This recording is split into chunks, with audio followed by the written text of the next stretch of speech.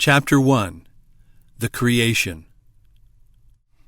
Time, as distinguished from eternity, may be defined as that part of duration which is measured by the Bible.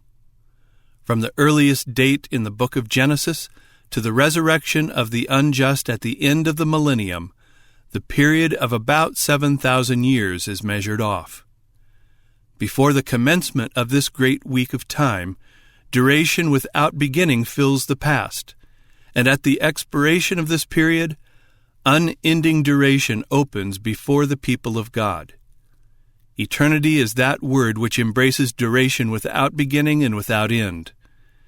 And that being whose existence comprehends eternity is he who only hath immortality, the King eternal, immortal, invisible, the only wise God. When it pleased this infinite being, he gave existence to our earth. Out of nothing, God created all things, so that things which are seen were not made of things which do appear. This act of creation is that event which marks the commencement of the first week of time. He who could accomplish the whole work with one word chose rather to employ 6 days, and to accomplish the result by successive steps. Let us trace the footsteps of the Creator from the time when he laid the foundation of the earth until the close of the 6th day, when the heavens and the earth were finished, and God saw everything that he had made, and behold, it was very good. On the first day of time God created the heaven and the earth.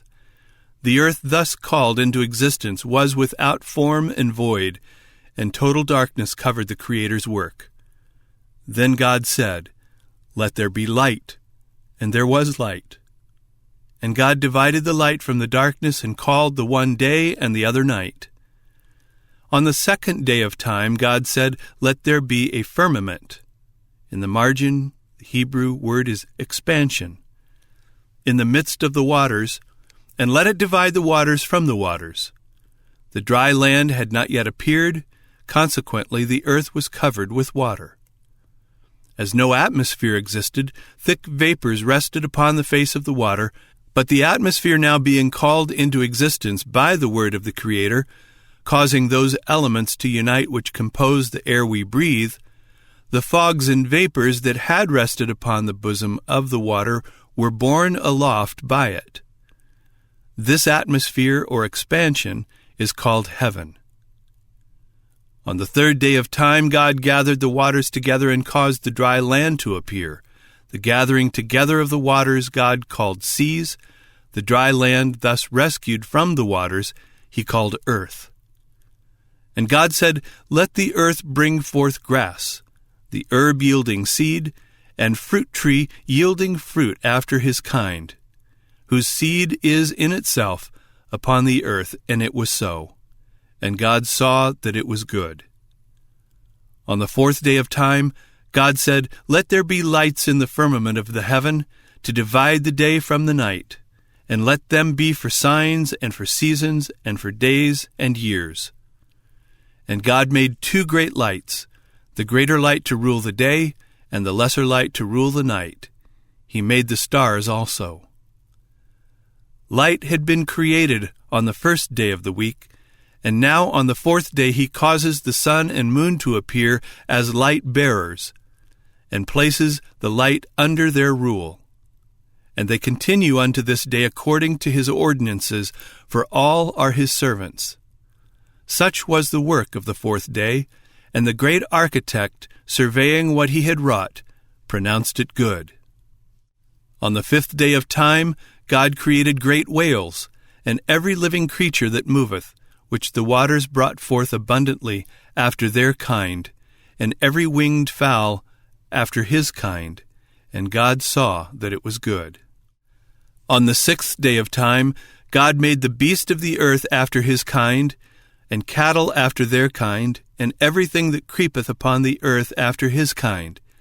And God saw that it was good. Thus the earth, having been fitted for the purpose, was filled with every order of living creature, while the air and waters teemed with animal existence. To complete this noble work of creation, God next provides a ruler, the representative of himself, and places all in subjection under him. And God said, "Let us make man in our image, after our likeness, and let them have dominion over the fish of the sea, and over the fowl of the air, and over the cattle, and over all the earth, and over every creeping thing that creepeth upon the earth." And the Lord God formed man of the dust of the ground, and breathed into his nostrils the breath of life, and man became a living soul. The Lord God planted a garden eastward in Eden, and there he put the man whom he had formed. And out of the ground made the Lord God to grow every tree that is pleasant to the sight, and good for food, the tree of life also in the midst of the garden, and the tree of knowledge of good and evil. Last of all, God created Eve, the mother of all living. The work of the Creator was now complete. The heavens and the earth were finished, and all the host of them, and God saw everything that he had made, and behold, it was very good. Adam and Eve were in paradise. The tree of life bloomed on earth. Sin had not entered our world, and death was not here, for there was no sin. The morning stars sang together, and all the sons of God shouted for joy. Thus ended the 6th day.